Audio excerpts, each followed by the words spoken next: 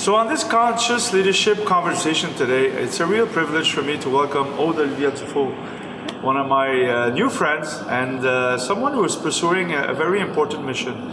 So we're going to talk about gender equality, and the pertinence of this subject for me in conscious leadership is very profound. We live in a society that is, I would say, mostly unconscious. You know, we have a lot of ego-based leadership, and you know, Canada is one of the most conscious countries, according to Richard Barrett. You know, the man who studies a lot consciousness and cultures. Canada is number 8 in the world for consciousness, but Canada is number 17 for gender equality. And when I heard that, I was really surprised. Actually, I was quite disappointed, because in Canada we're pretty good people, you know, with good values. So let me introduce you to Aude. Yeah, hi. My name is Aude, and I'm the founder and Chief Product Officer of GenderBridge. And why did I start GenderBridge? Well, as you have seen it, with the Me Too movement, a lot of things have been changing, right? The conversation around gender equality is being amplified. And so now it's time to ask ourselves, what now? What actions should we take to make this a reality, right? So I studied business, and you know, when I was younger, I think I was all in my masculine, like always doing, and that brought me to this quest for the past 4 years, more in my feminine. And then I came to a place of integration, of balance, right, between my feminine and my masculine. And then after the Me Too movement, I was at that place searching for meaning, searching for a bigger mission. And the Me Too was happening, and then I did a search on Google, sexual harassment prevention training. And so what I saw was just so bad. Like it was breaking my heart to see that most efforts so far, the conversations, even like the press that we saw with Me Too, was not inclusive to men. It was shaming men, it was pointing fingers, it was blaming men, it was victimizing women too. But I don't feel like a victim. Of course, like there have been challenges, right? I don't want to deny that it's been challenging at some point. But the way to heal that, to bring back harmony and collaboration between men and women, it's not to shame people, it's not to victimize women, but it's to build bridges. So that's why we call it GenderBridge. It's to build through empathy, through compassion. How can we make men and women realize that we are on the same team? That we are in this together. Like, we shouldn't fight, yeah. You know, the challenge is really big. I have a 15-year-old daughter. She's gorgeous, she's beautiful. And, you know, I'm thinking about the world she's going to go into, you know. And when I worked in big corporate companies, we had targets, you know, so many women in management. And our target, I think, was 20. Last job I had 3% women, and, you know, even though it was a very man's world with manufacturing, engineering. But, you know, in Canada, we only have 15% women at the CEO level or board of directors. In the US, it's 5%. I looked recently, in the Fortune 500, there's 34 women CEOs. It went down. Yeah, it went down. And what was amazing to me when I looked at the study is that those women worked longer to get the jobs, but when they finally got the job, they were naturally conscious leaders. They used the position to affect change in people's lives and society. So I think we're completely underestimating the power of the feminine in our society to have a good balance. So maybe you can give us thoughts on that, because you know you worked in tech.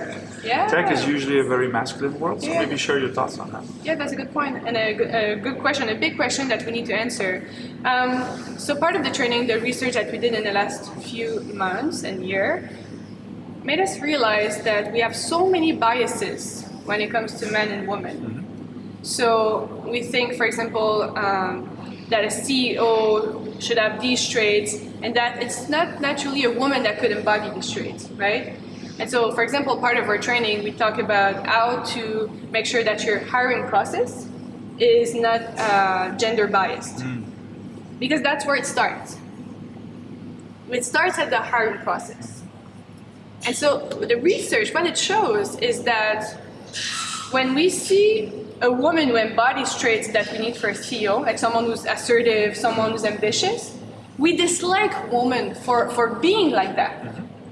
Like, that's proven. And so we need to fix that.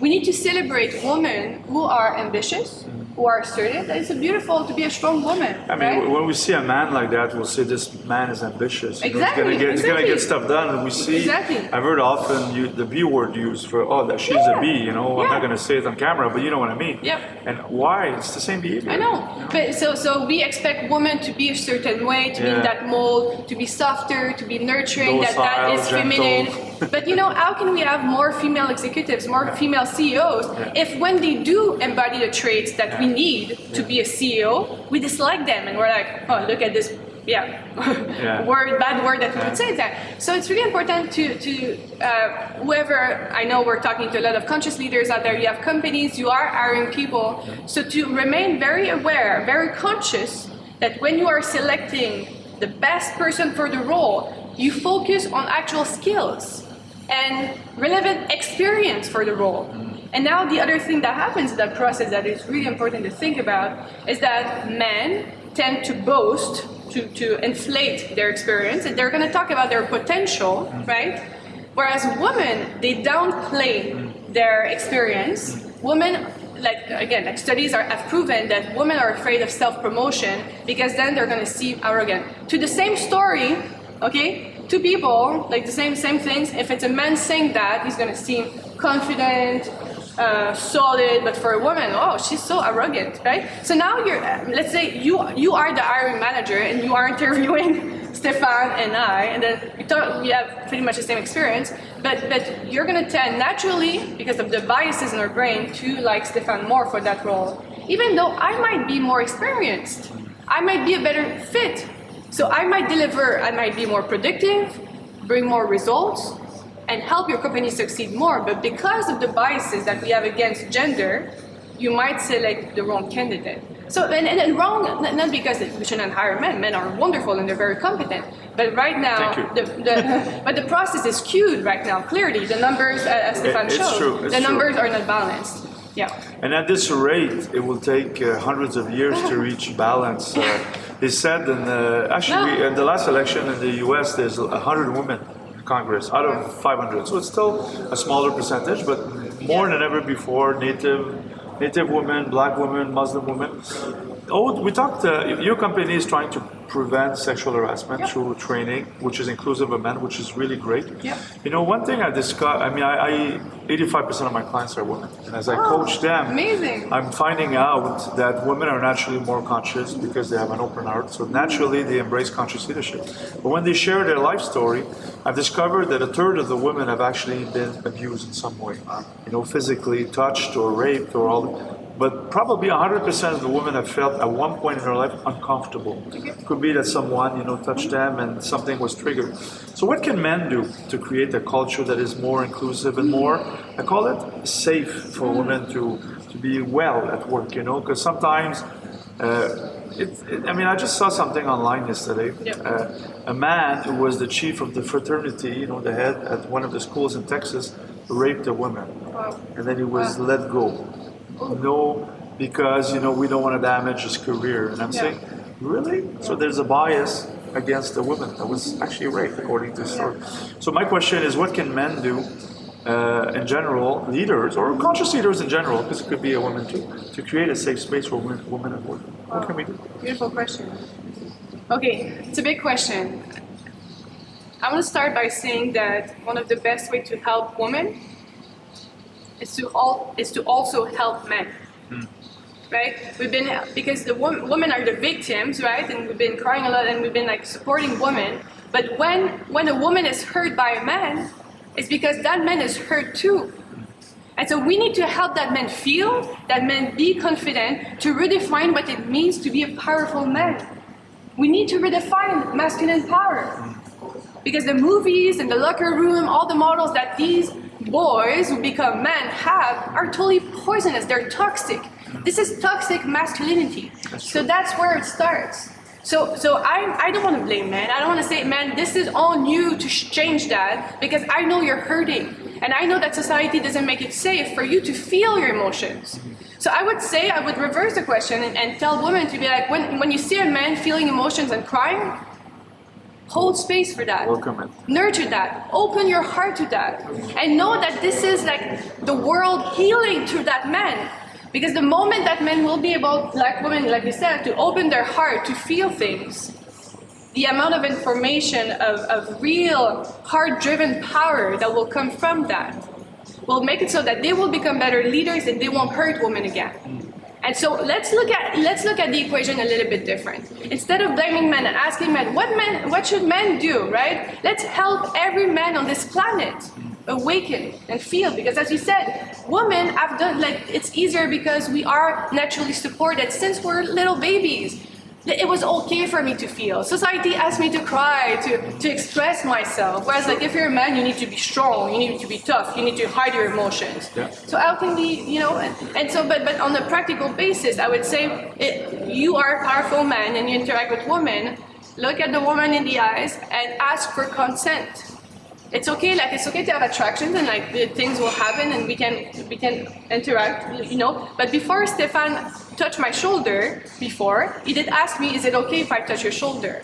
I didn't do it today because we've met before. We're friends. No, we're friends and we've known each other. But I've discovered now that I do ask permission now. But that's really powerful. And this way, then you have your peace of mind and you create this safe container. Because really, masculine power, one of the qualities is that you hold space and you create a safe container. So to all men out there, if you can create safety for the woman around you, right? That's real masculine power. So it's really powerful what you said. My son is 17 now. He used to play hockey. He was a goalie, and sometimes he was asked to play with older boys. And he's quite a bit like me, except he's much thinner. But he's a very sensitive boy. He's not mean at all. He never swears and all these things. And in the hockey room, sometimes he would come out crying at home because they would be 2 or 3 years older, so 15 to 17. He was 14, I think. And they would talk very badly about women. They would swear, and he said, "Daddy, the way they talk about girls is so bad." So it's groomed, it's groomed. So someone that eventually at 35 years old or 30 or 25 at university does something, it's been bred for a long time. And just a point, I think I shared with you, a month ago I was in England. Obviously all the men there were conscious men, but we had a dialogue circle with 12 men, which ended up being very healing because everyone almost cried, And the men said, we need women to heal, so we just need them to welcome our vulnerability. And with that we can heal, but then we all want to stand for the rise of the feminine. Yeah. So we shared that with the group of women, and they were so touched because that's what we want. We want women to be vulnerable. Yeah. We want men to be vulnerable. I want to say something to that. Like there's a lot of frustration and something needed to be purged, and we're doing that as society. And social media gives us a platform to do that, to do this collective healing. But really, if you're afraid of men around you, like know that they're hurting themselves, they have traumas, but I talk with men around me and all they want is to make women happy. Like it's incredible, like this drive that men have.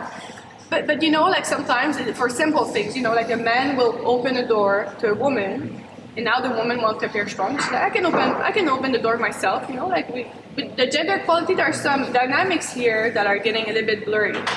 But I will say this, if a woman cannot receive that love, that attention that a man gives, because men love to serve the feminine, right? But sometimes women cannot receive it really well, and then men are hurt by that. It's like, well, I try to be nice to women around me, and when I do it, it's not well received. I will tell you a secret about this.